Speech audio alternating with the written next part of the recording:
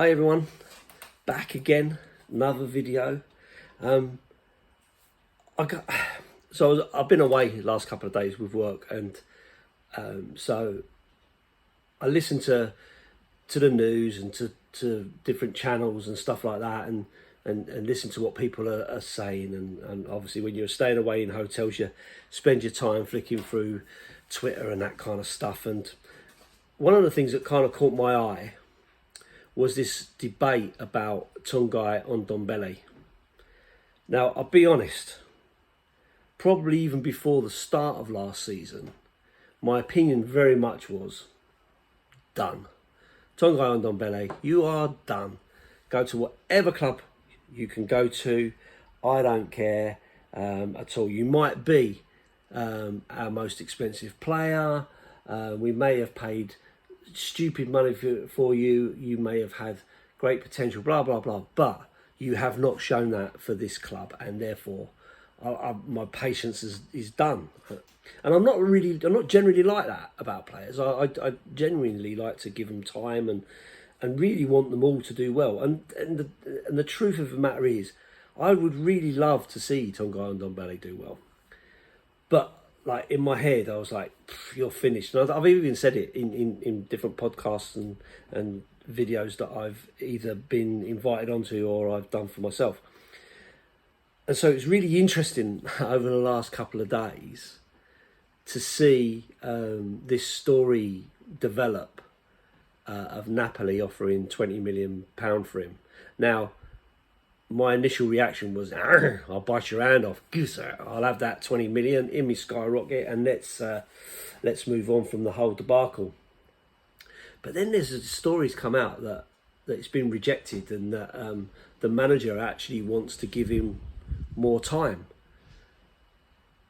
And I'm like, okay, that's given me something to really think about, because I'm one for supporting the manager and supporting what the manager wants and so on. And if this is genuinely what the manager wants, okay, I guess you've got to think to yourself, is it just a ploy? You know, is it a bit of skullduggery to try to get Napoli to chuck a few more million into the pot, or invite other people into the debate? Maybe that's something that's going on with it. I mean, I have to say, I watched a couple of snippets on YouTube of the players returning back from their summer break and everything, and to see him get out of his Range Rover, and he's like a typical teenager, like my grandson, hood up, slopping along like this with his big old man bag. God knows what he's got in there. Kind of slopping along, you know. My mum used to smack me around the back of the head, and she'd say to me, pick your feet up when you walk. And it's just really made me think of that when I saw him coming across, and I thought, mate, you're done. You just don't want to be here at all, do you? You really don't want to be here. But then I questioned, does he actually want to be anywhere?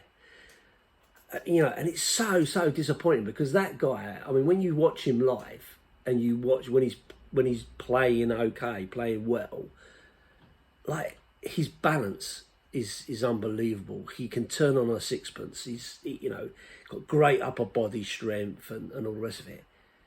But he just doesn't seem to have the fitness to keep up with the game.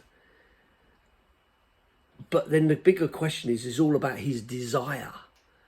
It's about his desire to actually achieve something. I mean, he went to Napoli, he's picked up a Champions medal and all the rest of it. But did he really input, does he really deserve it, like, from that perspective? I know, because it's all squad players that get these things now and that. I don't know. I didn't really watch it enough to be able to talk with any kind of confidence. But it is a real debate now, isn't it, about where do we go from here? Because I've seen some people are saying, well, look, he was put into a defensive minded team, and that's not his way of playing and stuff. But then I never saw him try and do anything offensively anyway. Like, I was more offended by him than anything. So it's a real strange one. I, I never want to give up until you really have to give up with someone. but I really am worried that he's going to stay with the club and hold out or stop somebody else coming in who we could really do with, who really wants to play for this football team, football club, just for him to perform in the same way that he did before. And then it's just basically too late to capitalise on that investment and move him on and get some fresh blood in and all the rest of it. So my head is pretty much saying, just take the 20 million quid or whatever you can get from him, let him go, let him move on, let him see where he can go from here. And you know, and if he does really well, then fair play to him. If he's really got his appetite for football back and he does great things for another club, then fair play to them, because I just don't think it's worth taking the chance. But then in my heart, I'm saying, this guy's got so much potential and ability. If you could just get him with the right manager to inspire him in the right way, maybe, just maybe, you could get the real best quality out of that guy, who can produce more than he's produced previously and really show what he's worth. Because as fans, we were all calling for this signing, 4 years ago, whatever it was. We was all calling for it. Let's get him in. He's one of the best in the world, and he's up there. And it just didn't happen.